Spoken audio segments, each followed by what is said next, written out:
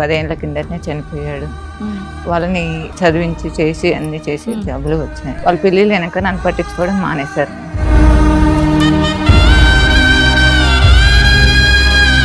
అందరూ హ్యాపీగా ఉన్నారా పిల్లలతో? మా మమ్మీ నుంచి సపరేట్ అయిన తర్వాత ఇప్పుడు ఇంకా హ్యాపీగా ఉంటారా? లైఫ్ హ్యాపీగా అనిపిస్తుంది. ఎప్పుడైతే నా వైఫ్ వచ్చిన తర్వాత మా మదర్ కి నా వైఫ్ కి సరిపోక నేను మా వైఫ్ ని తీసుకొని వెళ్ళిపోయాను. నాకు అన్నిట్లో తక్కువ చేసింది. నేను ఎందుకని మా అమ్మతో ఉండాలి? నేను నాకు చిన్నప్పటి నుంచి మా అమ్మని ఇష్టం లేదు. నువ్వు ఆగవయ్యా, పద్దాక మా అమ్మ నచ్చదు, మా అమ్మ ఊరికే పెరిగిపోయావేంటి ఇంత? ఇల్లు ఊడమని ఆమె పని మనిషి కూడా నాకు అర్థం కాదు. మీ పిల్లలు కనకుండా ఉంటారా? మీ పిల్లల్ని ఇంతకంటే దారుణంగా ట్రీట్ చేయకుండా ఉంటారా? అమ్మ మిగిలిపోయిందని ఇప్పుడు కష్టంగా ఉందా? చంపేద్దాం అమ్మని పోని. అందరికి సావస్తాయి కానీ కొందరు రావట్లే అనుకుంటాను. దుర్మార్గుడా, ఏం మాట్లాడుతున్నావు? సిగ్గుండాలి. ఇలాంటి కొడుకులో నీ దగ్గర మీకు కావాలి. వాళ్ళు వద్దనుకున్నాను, నేను వద్దనుకోలేను కదా సార్. వాళ్ళకి ఇచ్చేస్తారు, తీసుకో. కుక్కకు బిస్కెట్లు వేస్తే కనుక ఇంతకంటే స్లోగా వెళ్తుందబ్బా. నా వైఫ్ లో అందరు అది మడిచి అందరూ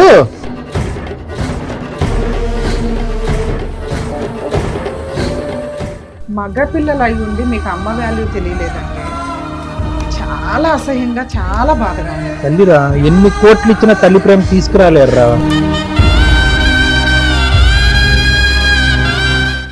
నమస్తే, సుమన్ టీవీ సమర్పిస్తున్న పద్మవ్యూహం కార్యక్రమానికి స్వాగతం. మరి ఈ కార్యక్రమంలో మనతో పాటు ఉన్నారు ప్రముఖ హైకోర్టు అడ్వకేట్ రమ్యాకుల గారు. నమస్తే మేడం. నమస్తే. ప్రముఖ సైకియాట్రిస్ట్ డాక్టర్ కళ్యాణ్ చక్రవర్తి గారు. నమస్తే సార్. సార్ మేడం, సుజాత గారు ఆవిడ సమస్య చెప్పుకోవడానికి ఇక్కడి వరకు వచ్చారు. ఆవిడ సమస్య ఏంటో అడిగి తెలుసుకుందాం. నమస్తే అమ్మా. నమస్తే. కూర్చోండి. ఎక్కడి నుంచి వస్తున్నారు?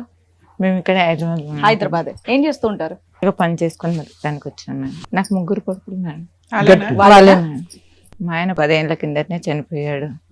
వాళ్ళని మేమిద్దరం కలిసి చదివించి చేసి అన్ని చేసి జబ్బులు వచ్చాయి. 10 ఏళ్ల క్రితం చనిపోయారు. 10 ఏళ్ల కింద ఎలా అమ్మ ఆరోగ్యం? గుండె జబ్బుతో చనిపోయాడు. అయితే ఇప్పుడు వాళ్ళకి పెళ్లిళ్ళు అయినాయి. వీళ్ళు ముగ్గురు పెళ్లిళ్ళు అయ్యాయి. మీ భర్త గారు చనిపోయిన తర్వాత మీరే పెళ్లిళ్ళు చేశారు? పెళ్లిళ్ళు చేసి చదివించింది మీరే, పెళ్లిళ్ళు చేసింది కూడా మీరే? అవును. ఓకే. అయితే ఇప్పుడు వాళ్ళ పెళ్లిళ్ళు వెనక నన్ను పట్టించుకోవడం మానేశారు. ఇప్పుడు ఎవరి దగ్గర ఉండేదానివి? పెళ్లిళ్ళకి ఒకళ్ళ తర్వాత ఒకరికి చేసావు కదా.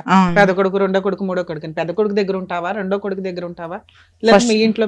మా ఇంట్లోనే ఉంటాను. మీ ఇంట్లో మీ కొడుకులు ఎవరైనా ఉంటారా? ఇప్పుడు దాకా ఉన్నారు. ఇప్పుడు వెళ్ళిపోతా.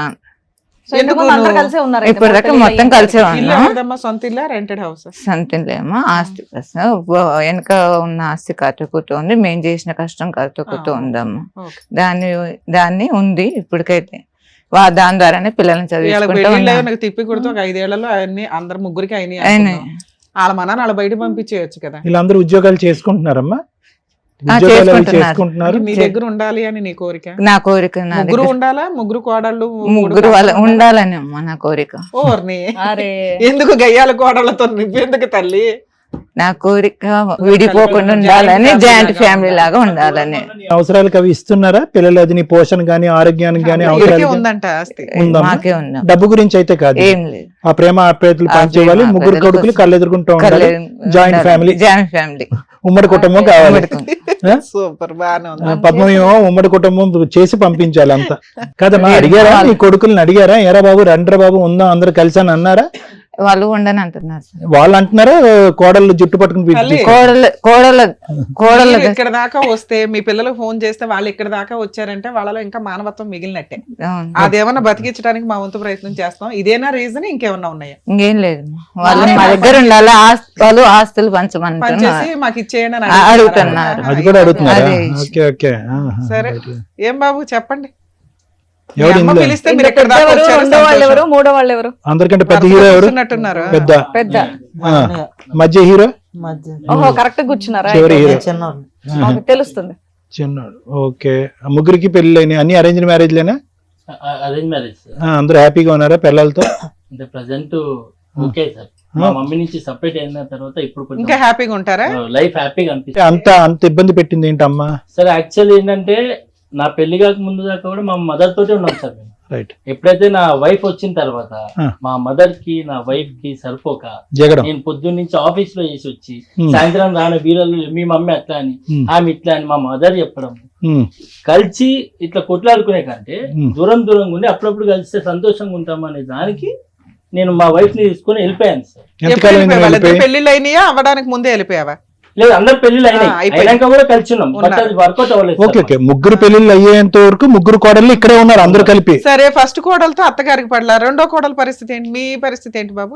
Same litigation? మా అమ్మగారికి భార్యకి పడట్లేదండి. అలాగే నాకు మనీ నీడ్ ఉంది, నేను బిజినెస్ ప్లాన్ చేస్తున్నాను. దానికోసం నీకు డబ్బులు అవసరం. ఇక్కడ ఒక అత్త కోడల గొడవ కంటే నీకు విడిగా నీ షేర్ నీకు వచ్చేస్తే బాగుంటదని. గొడవ మీకేంటి నాన్న? నాకు చిన్నప్పటి నుంచి మా అమ్మకి ఇష్టం లేదండి. అయ్యో. వీళ్ళిద్దరికి చూసినంత మంచిగా నాకు అసలు ఎప్పుడు చూడలేదు. వీళ్ళు ముందు పుట్టరని వీళ్ళకి అంత బాగా చేసిన నా పెళ్ళప్పుడు కూడా వాళ్ళ పిల్లలకు పెట్టిన బంగారం అంతా కూడా నాకు సగం కూడా పెట్టలేదు. మీ ఆవిడకా? మా ఆవిడకి నాకు అన్నిట్లో తక్కువ చేసింది. నీ స్టోరీ వీళ్ళ డిఫరెంట్ దగ్గర మా అమ్మతో ఉండాలి నేను.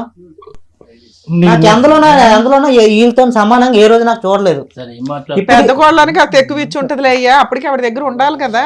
లేదు మేడం, అబద్ధం చెప్తున్నాడు వాడు. ఆ. చెప్పాలంటే చిన్నోడు ఇంటికి చిన్నోడు అని వాడికి ఎక్కువ వాడికే ప్రేమ ఎక్కువ. ఆ మాట మేము చెప్తున్నామా ఇప్పుడు? వాడు అన్నందుకే అంటాడు నా తమ్ముడనే ప్రేమనే. చాలా సార్లు మేము కూడా ఓర్చుకున్నాము. సో వీళ్ళందరికీ బాబు చిన్నడు వీళ్ళిద్దరికి ఏంటంటే ఓన్లీ అమ్మతో కొంతవరకు ప్రాబ్లము, ఆస్తి కావాలని అతను అనుకుంటున్నాడు, నా భార్యకి ఆవిడకి పడదనుకున్నాడు. నీకు వీళ్ళిద్దరితోని ప్రాబ్లము, మీ అమ్మతో కూడా ప్రాబ్లమేగా. ప్రేమ ఎక్కువ ఇక్కడే ఇచ్చేసిందని చెప్పి తల్లి అన్యాయం చేసిందని వాళ్ళకి చెప్పి చేసిన లాగా పెళ్లిళ్ళు నాకు చేయలేదు కదా సార్. వాళ్ళకి ఇచ్చిన బంగారము వాళ్ళకి ఇచ్చిన నాకు పెట్టలేదు కదా సార్. చెట్టుకని చేసిందా పెళ్లి? షామియానా వేయలేదా? ఏం చెప్తున్నావు? ఏం తక్కువ చేసింది? బంగారం నాన్న, బంగారం ఇంకా వీళ్ళ పెళ్లిళ్ళకి మీరిద్దరే ఉంటారు. నీ పెళ్లికి వీళ్ళిద్దరూ వాళ్ళ భార్యలు ఆ కుటుంబాలు గ్రాండ్ గా చేస్తుంటారు కదా నీకు ఉన్నంతలో. గ్రాండ్ గా ఇక్కడ 5 తులాలు పెడితే అక్కడ 6 తులాలు, ఇక్కడ 7 తులాలు ల్యాండ్ పెట్టింది పెడతారు. మేడం. ల్యాండ్ ఇచ్చారట కదా. దానికంటే ఎక్కువ తెలియట్లేదు వాడికి. అది మా చెప్పమని మామగారు ల్యాండ్ బంగారం అట్నుంచి అట్నుంచి వచ్చినాయా? మాకంటే ఎక్కువ ఆ. సరే, ఆ అమ్మాయి అంత తెచ్చుకుంది, మా అమ్మ ఏమి ఇవ్వాలి అని ఆ పిల్లోడు మా ఫీలింగ్. ఆవిడతో కూడా అసలు పడట్లేదండి మా అమ్మతోని అసలు. కోడలతో అసలు ఎలాగో పడట్లేదు, పడట్లేదు. వేరేలే. వీళ్ళిద్దరికి పడినంత కూడా అసలు ఒక్క నిమిషం ఓ బాబు, ప్రాబ్లం అంతా నీతో ఉన్నట్టుంది ఇక్కడ. మీ ఆవిడతోని, మీ అమ్మతోని, మీ అన్నదమ్ములతో.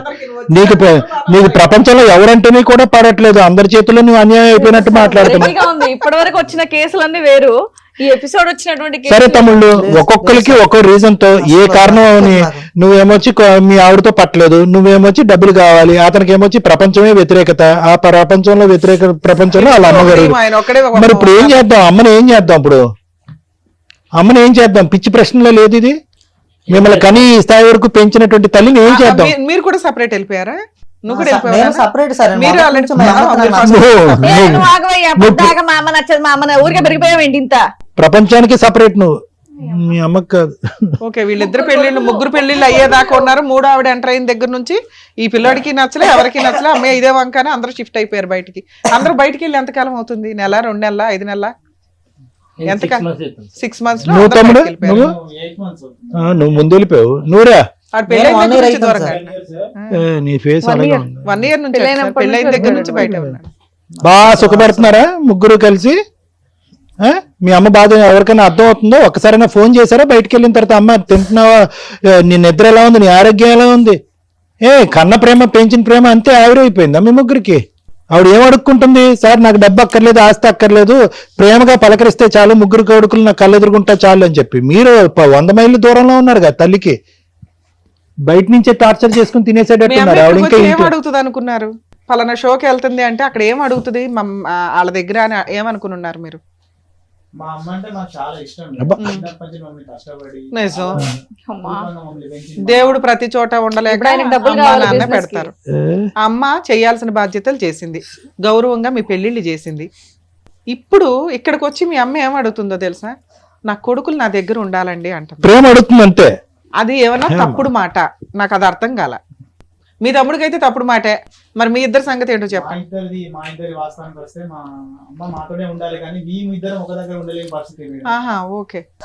మీ పిల్లలు కనకుండా ఉంటారా? మీ పిల్లల్ని ఇంతకంటే దారుణంగా ట్రీట్ చేయకుండా ఉంటారా?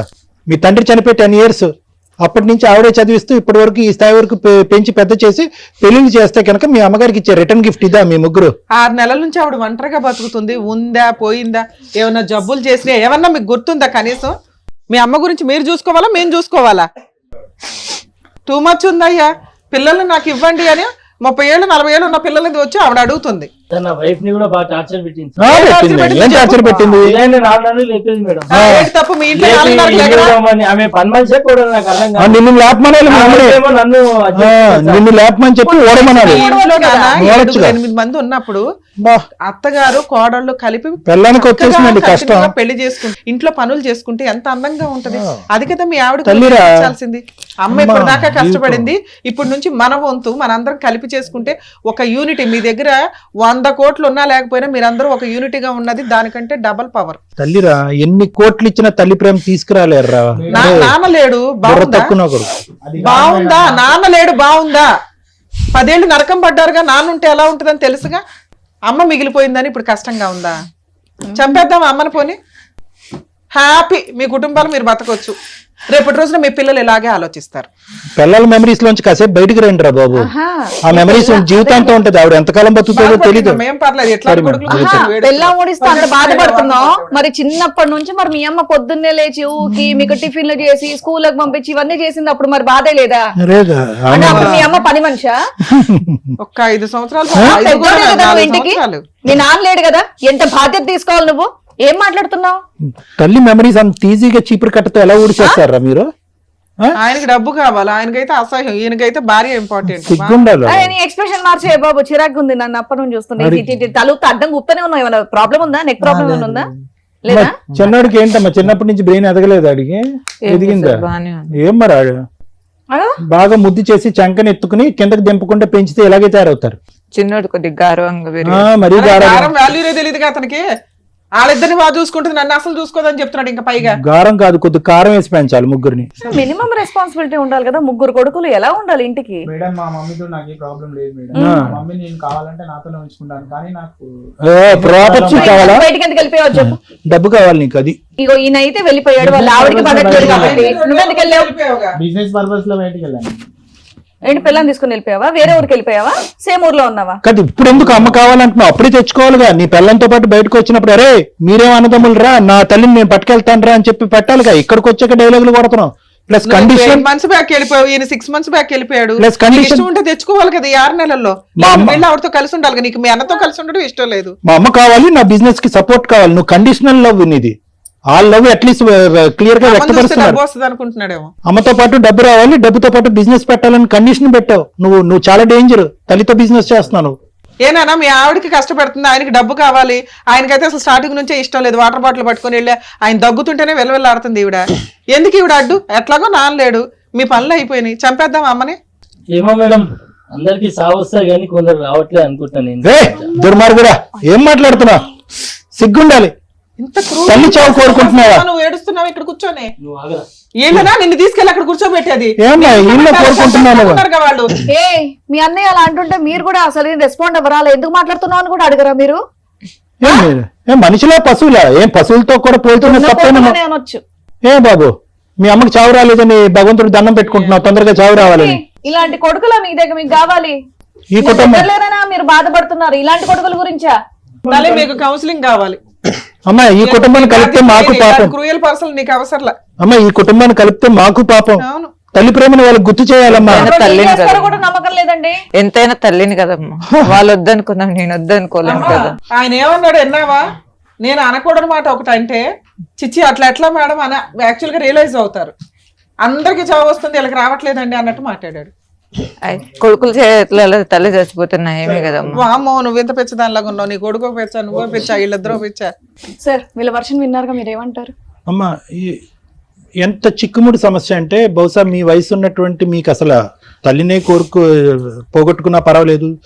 తల్లి చావు ఎప్పుడు వస్తే కనుక మేము సుఖంగా బతకచ్చు, తల్లి ఆస్తిపాస్తులు పంచుకుని తినచ్చు అని మీలాంటి వాళ్ళకి ఏం చెప్పాలో నాకు తెలియదు. కానీ ఇంత ఘోరాతి ఘోరంగా మాట్లాడుతున్నా కూడా ఒక తల్లి ఇందాక ఒకే ఒక మాట అన్నది, అమ్మ ఏందమ్మా ఈ కుటుంబాన్ని కలిపితే కనుక మాకమ్మ పాపము, ఇలాంటి వ్యక్తిని కలపమని దయచేసి మా చేతుల వెంట ఆ పాపాన్ని వద్దమ్మా అని అంటే కనుక తల్లి ప్రేమ కదా సార్ అనంది. అయిపోయింది, బ్రేకులు పడిపోయినాయి, మొత్తం ఎపిసోడ్కే బ్రేక్స్ పడిపోయినాయి.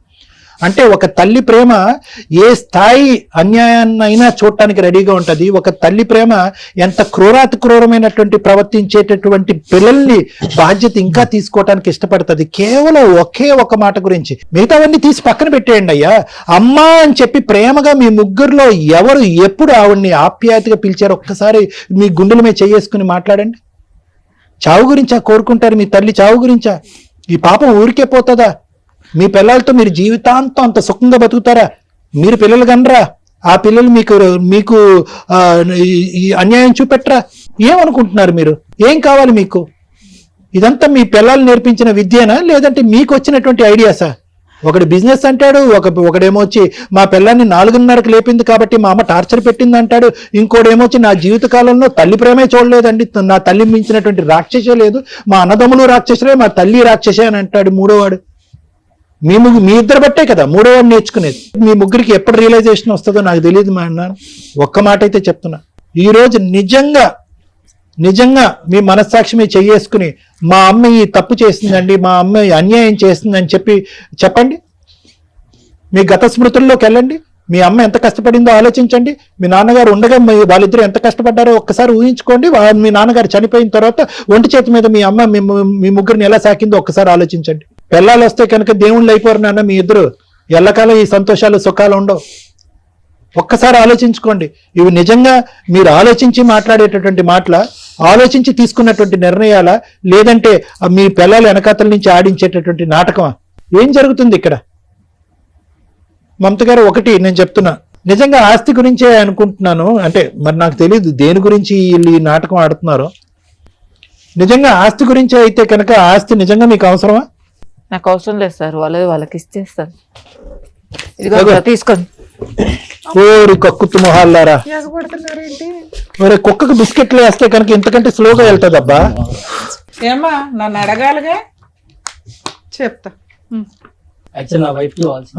అందరు అది మడిచి అందరూ సార్ నాకు ప్రాపర్టీ కావాల్సింది ఒక బిజినెస్ పర్పస్ లోనే సార్. నాకు తల్లి అంటే ఎలాంటి ద్వేషం లేదు, నా భార్య కూడా ఎలాంటి ప్రాబ్లం లేదు. నీ బిజినెస్ సపోర్ట్ చేయని తల్లి కూడా నీకు వద్దుగా? అదే నేను ఇందాకటి నుంచి అంటున్నాను. నీ బిజినెస్ నీ తల్లి కావాలంటే నీ బిజినెస్ కావాలి సార్. నాకు ఓన్లీ బిజినెస్ కి అమౌంట్ కావాలి. అమౌంట్ ఇవ్వద్దు, తల్లి కావాలా వద్దా? కావాలి sir. Be for my mother. Good లో మెల్ల స్టార్టింగ్ నుంచి ఆ పిల్లాడు ఒకటే ఏదో మాట్లాడు. సరే madam. Thank you sir. Madam ముచ్చటగా ముగ్గురు మగపిల్లల్ని కన్నావు, హ్యాపీగా గౌరవంగా తెలియజేస్తావు. కానీ మీరు అనకూడని ఒక మాట అనేసారు. అందరూ పోతున్నారు మేడం టైం వచ్చి. మీ నాన్న చనిపోయినప్పుడు మీ అమ్మ చనిపోయి ఉంటే మీ లైఫ్ స్టైల్స్ ఎలా ఉండేయో తెలుసా? రోడ్డు మీద ఒక 10 years బ్యాక్కి వెళ్తే మీ ఏజ్లు క్యాలిక్యులేట్ చేద్దాం. అప్పుడు మీరు ఒక రకంగా అమ్మ కూచులు. ఈ రోజున మేసాలు వచ్చి పెళ్ళిళ్ళు అయిపోయి మగాళ్ళు అయిపోయేసరికి మీ ఆలోచన విధానం మారింది. మళ్ళీ మీకు 35, 40 వస్తాయి చూడు, అమ్మ వాల్యూ తెలుస్తుంది. ఒక ఏజ్ వరకు అమ్మ కూచులే 18 years వరకు. ఆ తర్వాత అమ్మకి ఏమీ తెలీదు, వేస్ట్ ఫెలో. ఆ తర్వాత అసలు అమ్మ వేస్ట్, అసలు అమ్మ లేకపోతే చాలా బాగుంటుంది. అమ్మ లేని జీవితం ఎంత నరకంగా ఉంటుందని 40s, 45s వచ్చినాక అర్థమవుతుంది.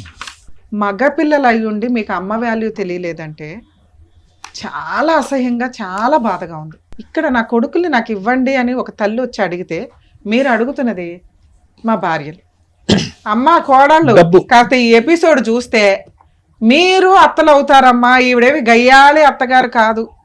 మీ ముగ్గురు భర్తల్ని పోషించి ఒక వయసుకు తీసుకొచ్చి ఉద్యోగాలు వచ్చేలాగా చూసి ఓ మంచి కుటుంబాల నుంచి మిమ్మల్ని తీసుకొస్తే తిప్పి కొడితే 3 ఏళ్లకి మీకు అత్త నచ్చక అత్త గయ్యాలు అయిపోయి బయటికి వెళ్ళిపోయారు.